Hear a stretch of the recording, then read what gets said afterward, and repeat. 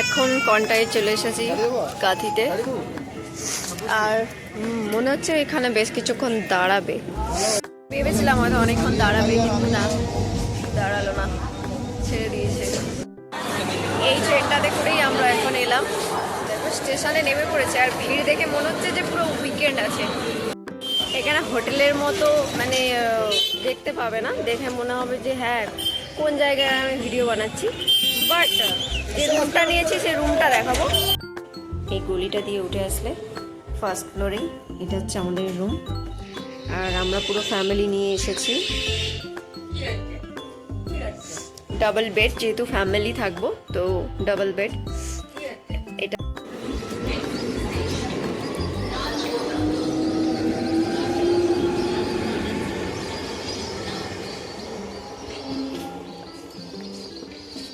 দারুণ লাগছে ভাই ভিউটা just. Hey good morning everyone, welcome to my new blog. So এক সেকেন্ড, আমার ফোন এসেছে বলে তারপরে কথা বলছি। And welcome to pretty cat means Mallika's lifestyle blog. এটার জন্য আমি ভালো করে কথাও বলতে পারছি না। যাই হোক, আমি এখন আছি শহীদ মাতঙ্গিনী স্টেশন। আর এখন ঘড়িতে বাজে 7:15 মতো। তো আমি আজকে তোমাদের সাথে শেয়ার করব শহীদ মাতঙ্গিনী স্টেশন টু দীঘা স্টেশনের ট্রেন জার্নি, ঠিক আছে? সো যাই হোক, আজকের আমার এই নতুন ব্লগে তোমাদের সবাইকে স্বাগত। ব্লগটা পুরো শেষ পর্যন্ত দেখতে থাকো। পুরো ট্রেন জার্নিতে কি কি হয় আমি আজকে তোমাদের সাথে সবটা শেয়ার করবো। সো এখনের মতো টাটা, কারণ আমাদের ট্রেন আসার সময় হয়ে গেছে। এখন 7:11 হয়ে গেল না, এখানে 7:15, এখানে 11, ঠিক আছে। তার মানে আমার এটাই ফার্স্ট করা রয়েছে। যাই হোক, 10 মিনিটের মধ্যে ট্রেন চলে আসবে। আর এখানে অনেকে মর্নিং ওয়াক করছে, এটা বেশ ভালো লেগেছে। সকালবেলা মানে ঘুম থেকে উঠলে বাইরে বেরোলে অনেক কিছুই দেখা যায় বলতে গেলে। আর চলো এখন টাটা।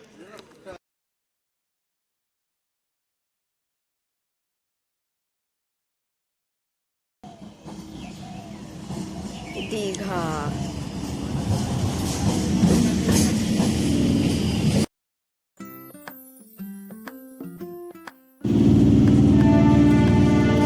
একদম টাইমেই ট্রেনটা চলে এসেছে। 7:30, তো 7:30তেই এসেছে। দেখি এবার কতক্ষণে পৌঁছাই আমরা দীঘায়।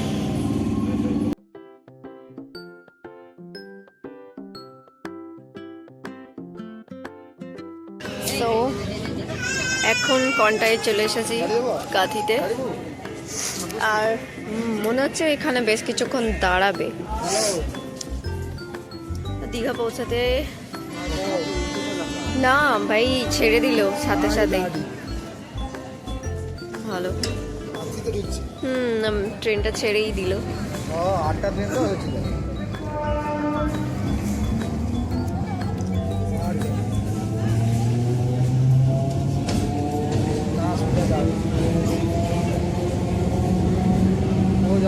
ভেবেছিলাম হয়তো অনেকক্ষণ দাঁড়াবে, কিন্তু না, দাঁড়ালো না, ছেড়ে দিয়েছে।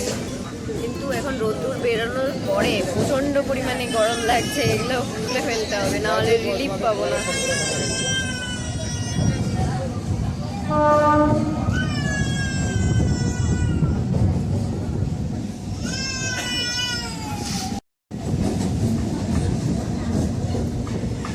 এই দীঘা যাওয়ার ট্রেন লাইনটা অ্যাকচুয়ালি পুরো একদম মানে গ্রামের মধ্যে দিয়ে বলতে গেলে।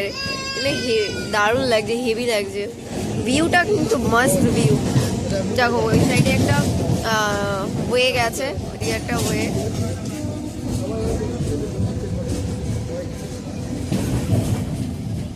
আমি ছিলাম অপোজিট সাইডে, মানে যেদিকে ট্রেন যাচ্ছিল তার উল্টো সাইডে বসেছি। এখন আমি সোজা দিকেই বসেছি, উইন্ডো সিট পেয়েছি।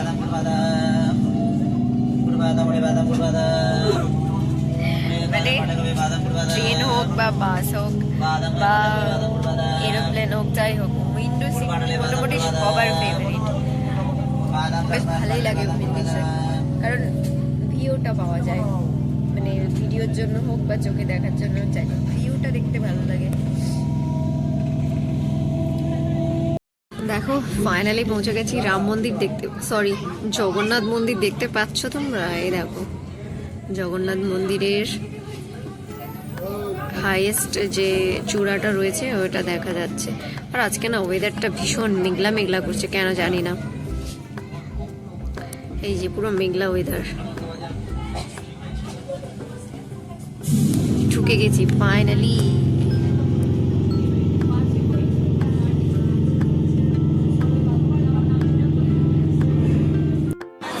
এই ট্রেনটাতে করেই আমরা এখন এলাম, স্টেশনে নেমে পড়েছে। আর ভিড় দেখে মনে হচ্ছে যে পুরো উইকেন্ড আছে, কিন্তু আজ হচ্ছে থার্সডেতে এমন ভিড়। এখনই এলাম এই ট্রেনটাতে করে, আর ভিড়টা দেখো জাস্ট প্রচণ্ড পরিমাণে ভিড়। ভিড় দেখে মনে হচ্ছে যেন মানে কোনো এক সপ্তাহের জন্য ভীষণ পরিমাণে ছুটি পড়েছে। এই দেখো মন্দিরের চূড়াটা দেখা যাচ্ছে, কিন্তু ক্যামেরা বন্দি হচ্ছে না। এইরকম ভিড় জাস্ট ভাই, যেন কি না কি মেলা হচ্ছে। আর আমরা ওই ট্রেনটাতেই এখনই এলাম। ওই যে মন্দিরের চূড়া দেখা যাচ্ছে, মনে হচ্ছে যেন খুব কাছ থেকে। এখানে হোটেলের মতো মানে দেখতে পাবে না, দেখে মনে হবে যে হ্যাঁ কোন জায়গায় আমি ভিডিও বানাচ্ছি।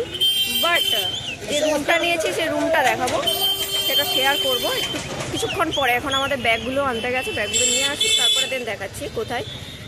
ব্যাক ক্যামেরা করে, এটা আমি ফ্রন্ট ক্যামেরাতে ভিডিও করছি, ব্যাক ক্যামেরাতে করে এটা দেখাই যে জায়গাটা কেমন বা পজিশানটা কেমন। দেখো ওইখানে বাস থেকে নামতে পারবে, আর এই রাস্তা দিয়েই সামনে সমুদ্র। আর এই ডান দিক চেপে এলেই এইখানে প্রথমেই পড়বে এই যে এনাদের মানে বাসেরও বিজনেস রয়েছে, ঠিক আছে। এই যে এইখানে রুমগুলো পড়বে ঠিক জাস্ট এইখান দিয়ে, এই গলিটা দিয়ে। তো আমাদের রুমটা দেখাবো। আমরা নিয়েছি এই বিল্ডিংটাতে, এদিকেও একটা রয়েছে, এদিকেও একটা বিল্ডিং রয়েছে। আমরা এই বিল্ডিংটার ওপরে নিয়েছি, ফার্স্ট ফ্লোরে। দাদা কিন্তু এখানে নাম আর সবার এজ এগুলো কিন্তু লিখে নিলেন, আর আধার কার্ড মানে ডকুমেন্টস দিয়েছি, ডকুমেন্টসের এখানে ডিটেলস লিখছে। আর ফ্যামিলি আসো বা দুজন আসো বা একজন আসো, যাই আসো না কেন, যে কোনো একজনের ডকুমেন্ট এখানে জমা দিলেই কিন্তু হবে। তো এখন ওটা ডিটেলস লিখে নিচ্ছেন উনি আমাদের আই কার্ডের।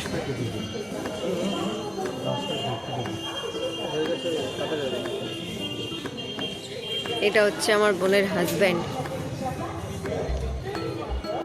তো গাইস ফাইনালি রুমটা পেয়েছি। সো রুমটা কেমন একবার দেখাই তোমাদেরকে, চলো। আমি কিন্তু ডেলি লাইফস্টাইল ব্লগার, আমি একটু মানে ট্রাভেল ব্লগার নই, কিন্তু তাও আমার ভালো লাগে তোমাদের সাথে সবটা শেয়ার করতে। রুমটা দেখে দিই চলো। এই গলিটা দিয়ে উঠে আসলে ফার্স্ট ফ্লোরেই এটা হচ্ছে আমাদের রুম। আর আমরা পুরো ফ্যামিলি নিয়ে এসেছি,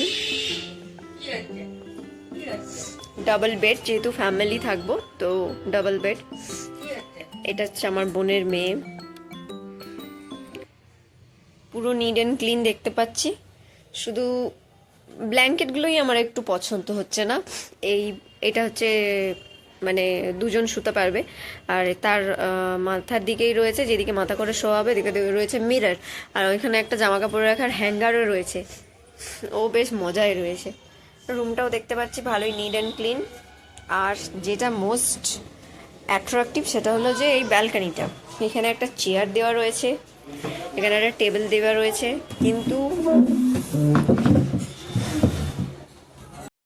কিন্তু যেটা হলো এই জলের মগটা আমার ঠিক পছন্দ হচ্ছে না, ঠিক আছে। রুমের ভাড়াটা বলছি একদম ভিডিও শেষেতে। আর অপোজিটেই রয়েছে আবারও একটা বিল্ডিং, এই যে। আর আমাদের রুম থেকে এইভাবে জাস্ট এটা দেখা যায়। এই যে গলিটা, এই দিকে গেলে সি বিচ, 30 সেকেন্ড সময় লাগবে। আর এইদিকে গেলে বাস স্ট্যান্ড, সেটা হচ্ছে 5 সেকেন্ড সময় লাগবে। আমি তোমাদেরকে ভিডিওর মধ্যে অলরেডি দেখিয়ে দিয়েছি, কিন্তু তাও যখন আমি হোটেল থেকে বেরোবো আবার ফ্রেশ ফ্রেশ হয়ে, তারপর এগেন তোমাদেরকে আমি আবার দেখাবো, ঠিক আছে? আর হ্যাঁ, মন্দিরটাও কিন্তু কাছেই।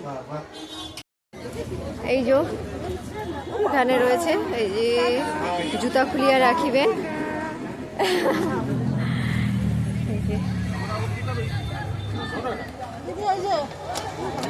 আমার বাবা একটা ব্যাগ নিয়ে নিয়েছে। হ্যাঁ, কিসে ওই ব্যাগটাতে রাখবো?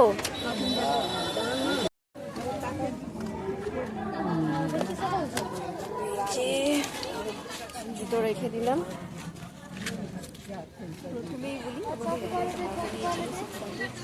টোকেনটা কোথায়? টোকেনটা কোথায় নিয়ে নিছো না দেয়নি এখনো? ও